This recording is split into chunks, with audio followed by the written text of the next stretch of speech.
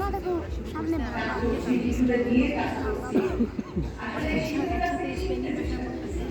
আর ওদের ইংলিশটাও তারা কেমন বলে শিশু এবং তাদের অভিভাবকরা আমার কথা শুনছেন, এটা অনেক অনেক আনন্দের বিষয়। আজকে যে সাহসী এবং দক্ষতা সম্পন্ন একদম শিশু কিশোরকে আমি আমার সামনে দেখছি, তোমাদের জন্য অনেক অনেক অনেক শুভেচ্ছা থাকলো।